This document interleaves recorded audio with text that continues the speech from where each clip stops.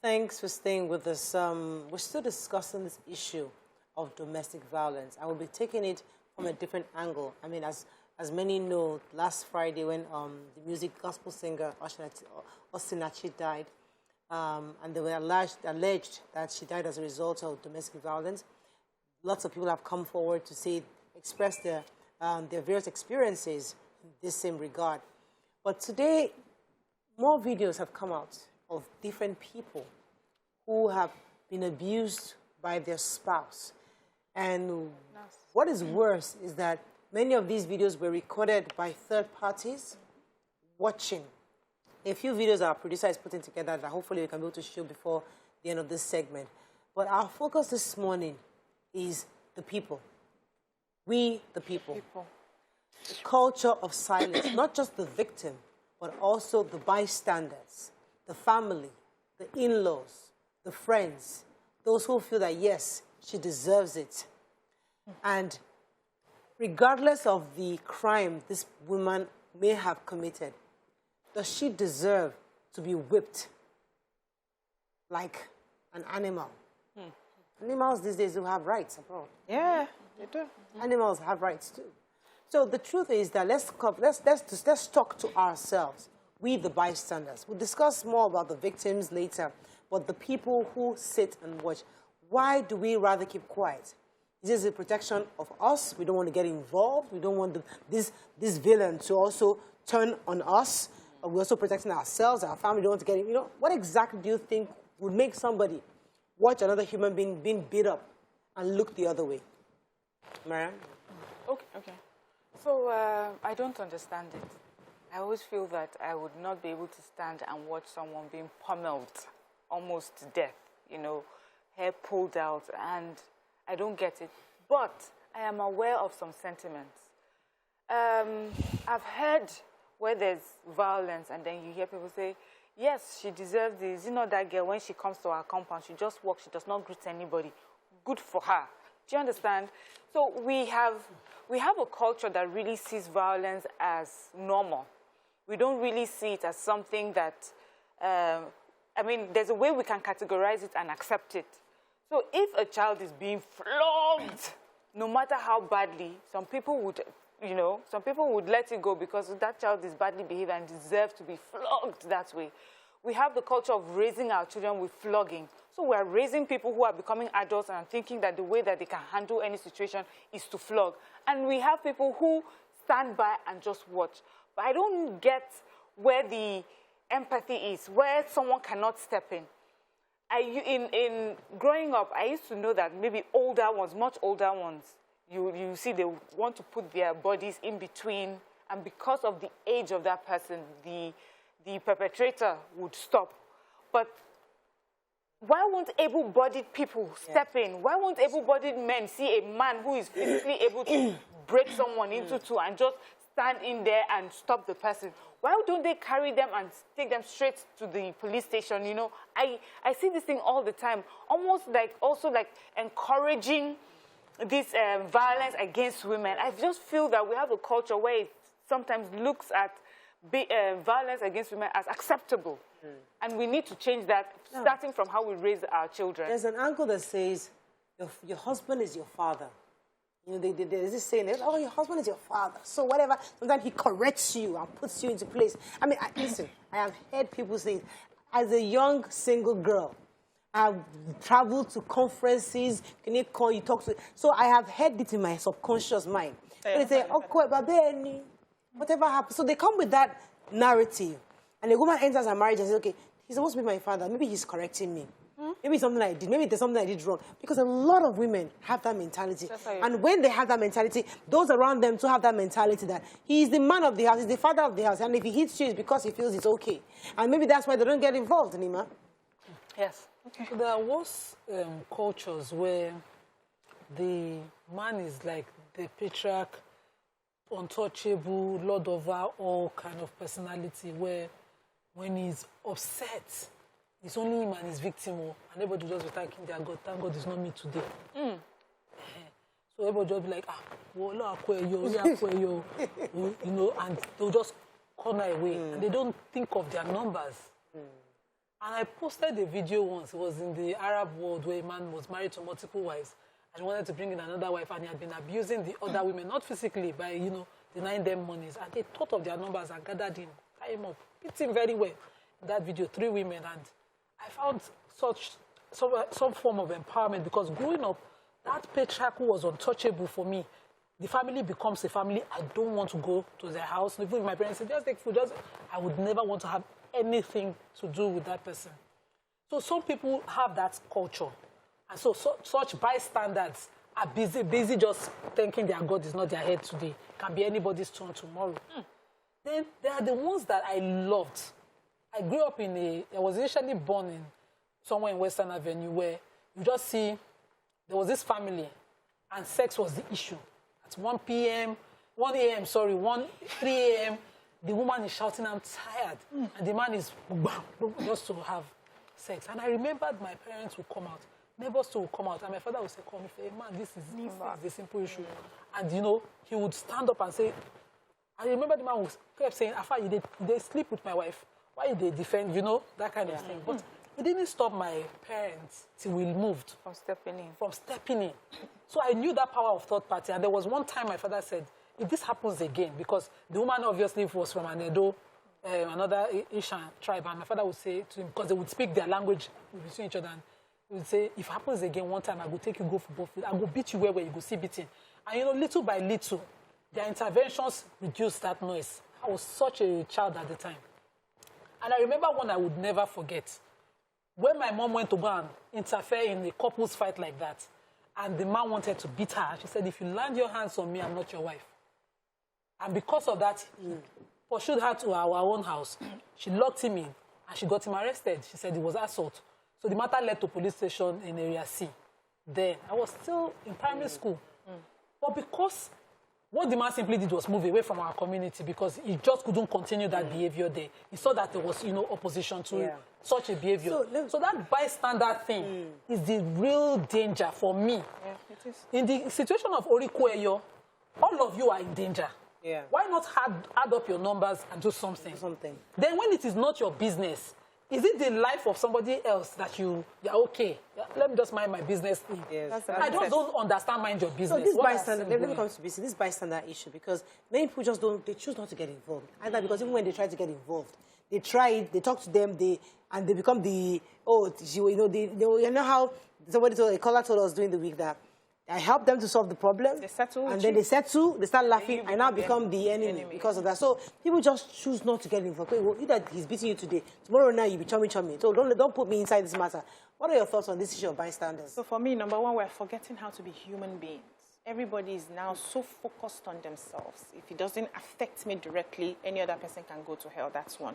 Secondly, we're not a country or a society of taking responsibility. Nobody wants to be the first person to call somebody who is doing bad out. I'd rather shield myself and not consign me, and you move on.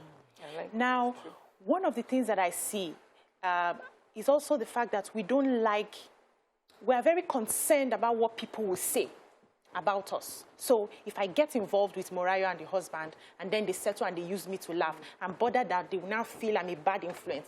What is my business with them feeling I'm a bad influence? Very good. I want to help her because I see that she's struggling, and that's okay. Even if they call me a bad person, that is okay. But because I don't want them to see me as a bad person, they will say I'm the one spoiling the wife, they will say I'm the one trying to scatter them, they will say I'm the one trying to do this. Everybody just wants to stay aloof and allow it. It's as bad as even parents noticing that such an abuse happens to their daughter and they want to take themselves out. After all, they will sort themselves out. That was how I managed for 15 years, 20 years, 30 years with your father. He repented later on. We need to sit up. We need to, number one, teach the women not to train what they do not want. We train what we tolerate. That's my slogan these days. Anything that you're tolerating is because you are the one that is not making noise about it. You are accepting it, so it becomes the normal. The man that is hitting you because you ran your mouth, or does the boss not insult him in the office? Why don't you raise your hand on your boss? because you feel, okay, if I raise my hand on my boss, they're going to sack me. But you come with your cowardice to a woman who you are supposed to be protecting. Your bone is bigger for protection.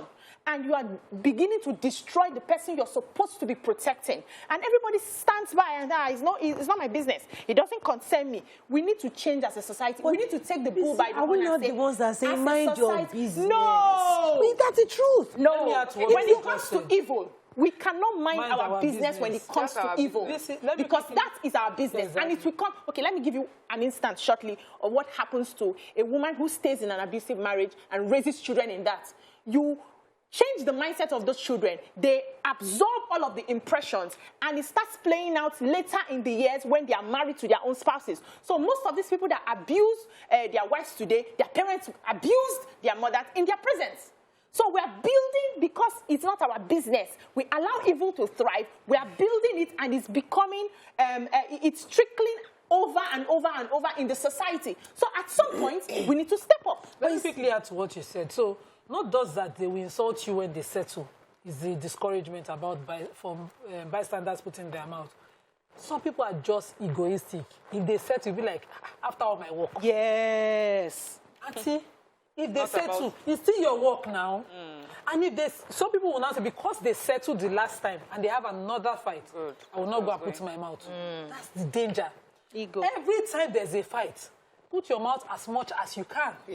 Yes. Okay, let me go on a break, because I feel like we're speaking with two sides of our mouth. Because as much as I agree with you, I know that we have over the years told people to stay out of people's businesses. No. Stay with us, we'll be right back. There's a way to stay in. Stay tuned. Your View will be right back. Thanks for staying with us. So there was a video we watched that actually spurred this conversation. And I must say, viewer discretion advised, seriously advised, because it could be a bit heart-wrenching. Watch this.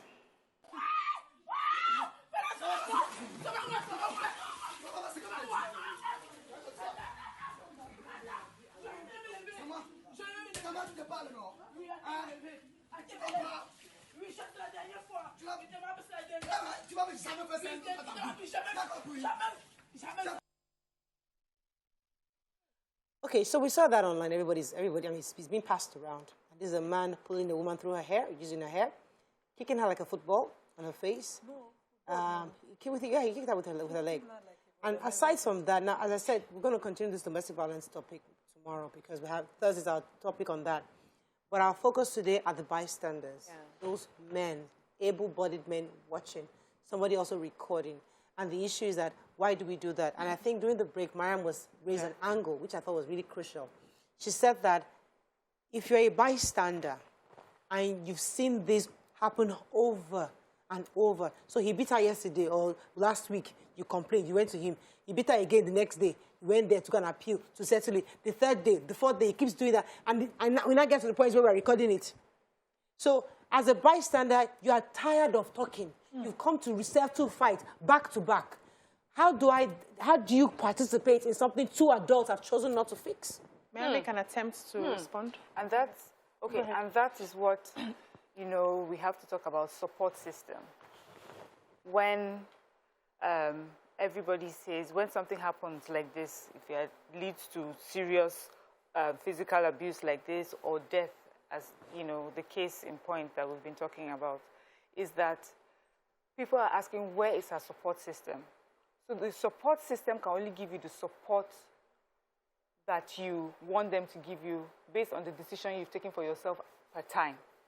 So your support system will be, and this is what I mean, your support system will be with you. If you decide to stay in an abusive marriage, they will talk to you about it. They may involve the police about it.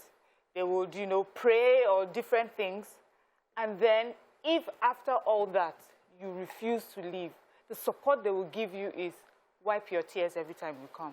Listen to you, wipe your tears, because they know that everything else that they have tried that should have made you take yourself out of that situation and you haven't.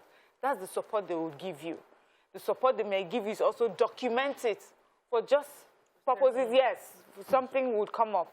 That's one. So that is why we say, in the end, you have to make that decision for yourself. Your support system would not carry you and bundle you. If they do it the first day and they do it the second time and do it the third time, the fourth time they will not carry you. They will just come and visit and tell you sorry. And we hope that, you know, you're strong enough again to take it the next time. There's a part, I know it may sound as if I'm victim blaming. That's not the case. We need to remind, I know that there are different categories of why women stay. There are some people who would say it's because if I leave, how would I fend for myself? If I leave, I don't know anywhere else. This is the man I know. So the category of a woman who says, I've known this man all my life. We've been together since we were teenagers. If I leave, I don't know. So there's a large number of women who will tell you that. We teach those women that there is another option. You can do, you know, you can move out. That support system will guide you through that moving out. Yes. There are those who have everything that they can thrive outside, but they don't see it. You will try and encourage them, but after a while, you have to let them make that decision. Right. And then when they make the decision to leave that space, then you'll be the support system that supports them in their new environment, which is, okay, here I am now alone, without what I'm used to. Even though it was abusive, even though it was, you know, toxic for me, here I am. So the support system has to be the one that will rally around you, get you shelter, speak for you, encourage you. I'll come back to this support system. like A woman who consistently accepts domestic violence is damaged beyond measure. Today they beat you, they apologize. Tomorrow they beat you. For years you've been living with it, you have normalized it, it has become a way of life for you, is damaged. And that woman can only be helped by either choice or by force. Now, I like the fact that she mentioned a support system. There must be one crazy person in your family. Every family has one mad person that will dare the gods and say nothing will happen. Some don't. No, you must have. You must have in your family. Find that auntie that is crazy, that does not listen to anybody, and go and report your matter to her. And even the bystanders, you know, sometimes you have tried for these people, they are not your family members, they are strangers, and you've tried and tried and tried, it's not working. Find the lady's number and get a family member to be involved. Find that one auntie that is crazy. Every family has it. I am that one auntie that is crazy in my own family. Yeah, I don't think I have any crazy auntie. You dare not. I'm sure those are your aunties that I've seen. What are you talking about? Auntie. No, listen. No. See, I said by choice or by force, depending on the extent of the damage. Sometimes the damage is so deep that if somebody does not lift you out of that thing, you will die. Like what happened to this lady. She needed a force to lift her up. Lock her up somewhere. Take her to a therapist. Keep her there. What you are crazy. There's nothing. Listen. No, I'm asking. No, it's a question I'm asking. So she needs to heal. I get what if that had happened? If they have done it, lifted her out, taken her to where she needed to heal, and she has healed, by herself, she will now make the choice. No, and she decides to go back. No, that is happening. Wait. Let's bring this to a Nigerian setting. Yeah. And I know the things I have done. I'm not proud to say them publicly. But I have seen where somebody exactly like this man beat his wife right from inside the house into a puddle of water. I came back, and just because they were narrating what happened, I went to greet him. I said, you know, I know Governor. I said, Governor Bode that time, he has been on our show. I work on television. I just need to tell the governor that what I have a mad person around. If this ever happens again. And that's curtailed it. Yes. Sometimes just what you cannot do, just describing what you cannot have power to just make empty threats. Sometimes. And there's this evil that bystanders do, which is looking at whatever provoked that beating. Say it justifies it. Yes. Most times in Africa, it's when adultery, suspicion of adultery, or any of such things. A man will now reduce the wife like this. Bystander will say, yes. Yes. The reason is because I'll quickly, there's no rushing in this matter. There was I'll bring two cases. There was a killing in Iba, local government. He made the headlines. We took it here on Human Interest. A boy and a girl dating. She was a former prostitute. He said he will remove her from the street. He brought her home and she went back to the street. Fight happened. Everybody minded their business. The next morning, we're discussing murder. There's a case of the banker lady whose mother-in-law said, leave this, my son. He will kill you. And she didn't leave, just like Miriam said. But her family could have been caught. But nobody did that. When we were fast-forwarding the matter, somebody had already died. The guy had been sentenced now to life imprisonment in Lagos State. We have such records. Lost. We have many, many such that we can talk about that brings the fault of the bystander out. See, it is not about your ego, and it's not about the number of times that you have been there. It counts when the number of times when you turn your back and something wrong, something irreversible happens. Let me take this call. Good morning, Olayemi. Are you there? Then. You're live. Go ahead, please. Okay. I want to give you an example of this domestic violence. Some people, they don't want to come out of the violence. I'm close to 60. Some 30 years ago, I met a young lady. Can you hear me? Very clearly. Go ahead. Some 30 years ago, I met a young lady. She was living with us, not living with us, we were sharing the same flat. So at the night, I heard them crying, shouting. I forced the door open. I saw this girl side down and put plaster on her mouth. I said, why? And I asked her, since you have not even engaged, leave this man alone. You believe she refused to leave the man. She went into the marriage. I learned, and after 2 kids, she have left the wedding. Some refuse. If you go in, they call you amiable. I'm close to 60. Since then, I've mind my own business too.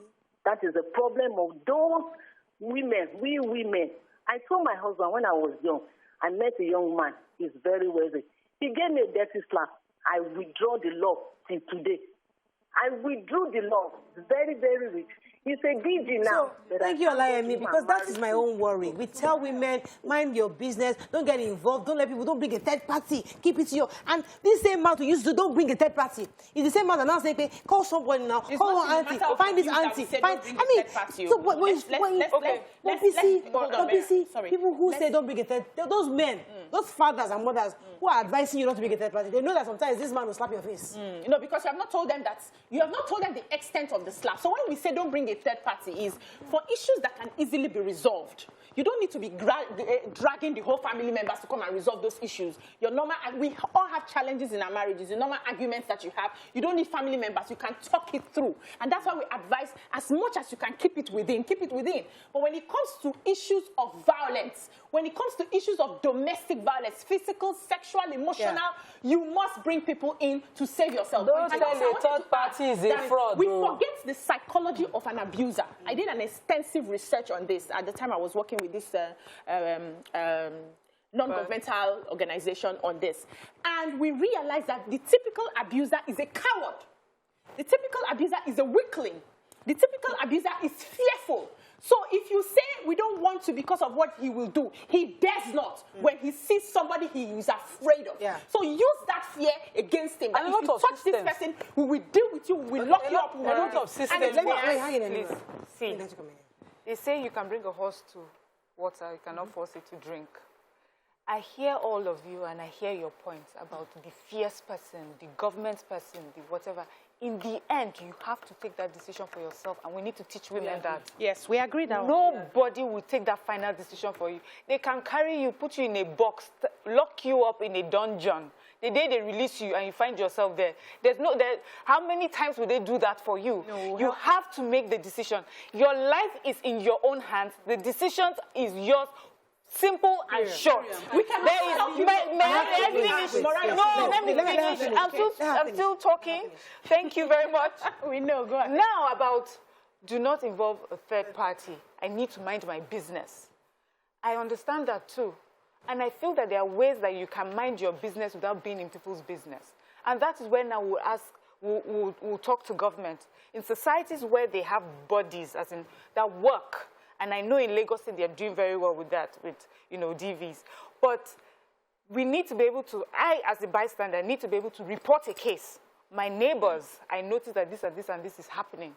And then that office can go and do their investigation without me, really being right in it. Yeah. So that is how we can mind our business without being, because yes, there comes a point where people have gotten involved in domestic violence issue and they ended up dying or, being hurt by it. Right. So we need a system that encourages people to be able to... Let me take this call from Yakub. Yakub, you've been holding for a while. Good morning, Yakub. Are you there? Yeah, I'm there. Yes, go ahead. Yeah, there's one important word I think I should point out this morning concerning this topic. Especially it goes to pastors. Because in Islamic way, when you are getting married, they will make you to know that there is a room for divorce. They will let you know that from the point of go. Because a marriage that you're going into, and then along the to identify the red flag. The person that you got married to, the first time that he raised hand and claps you, you can give him warning. Dare not do this again. If you did it for the second time, you should be able to know, yes, this is the red flag. That is number one. Number two, what I'm trying to say earlier is that when pastor is trying to join two partners together, they always say this word that I don't know why. They will say for better, but definitely for slap, for stay, for stab, for stay, for killing, for stay. Why? So they should be able to remove this very particular word of for better. When you are using for better. Thank you, Yakub. So as I said, we're going to focus more on this domestic violence tomorrow because that's going to be our focus tomorrow. But today, I wanted to do it bystander. We have to wrap up. So don't tell a third party in a fraud. There must be a trusted elder. And my culture says they will find that trusted elder for you before you even marry the married. So if you they don't have, you will find that motherly person, elderly, somebody who's discreet that you always talk to. Is that person who will see you dying and say, hello, man, kill your child. Come and carry your property. That trusted third party, find it wherever you are. Share what you can. Manage what you share when you know the person's nature. Be discerning. That's one on one side. No verse. On the other part of this issue, the dangers of you being a bystander and saying it's the choice of the other party. So sometimes the victim is unwilling to leave the situation, but you can change the predator. I mean, what's it called? Yes. The man. The mindset. The person who is beaten. Let me help you. You can change that person's mindset. Yeah. If you are a man like him, or another woman who's willing to stake what you have on that case, report him. Yes. Let them arrest him. Let him know that it is possible that I'll be arrested. Yes, let me if you don't do that, if you can counsel him, if you are the one who can reach him, if you are the one who can threaten him into changing, do what you can. Yeah. So I like that. So I like where you, because I was going there. Now the thing is, it takes will to wake up and understand that this is not for me. It takes a strong will to do that. And before you get to that place, do we allow you die before you make that decision? I do understand. That's where the bystanders and all those crazy aunties come in. We help you to get to a point where you are reasonable enough to understand that this is no longer working for me. I may either live here or end my life. I may die if I continue in this. But we need to lead you up if you are that weak and that damaged not to be able to wake up by yourself. Victim is usually weak. Lead you up to that position. A victim is usually weak or conquered. Somebody has to help. Because they always say a man should look for Onibawi, somebody that can talk. But there's some men that don't have Onibawis. There are lots of men. But that's a red flag. There are some men in this country. They are the breadwinners of all your ancestors. It is a red flag. They are the ones feeding the whole generation. It is a red flag. So nobody can approach that person. So there are different angles. So we'll talk about it another time. But as I said, we cannot finish this conversation. It's the conversation of the season. Yeah. I mean, now that we have, because as I said, your view have been discussing this for years, but they called us men bashers. Yes, so. But now that this one has happened, that's given us the key to flog this issue a bit more, so that people understand the gravity of the matter at hand. Let's go on a break. It's Wednesday. We have the women we love in the building. Stay with us. We'll be right back.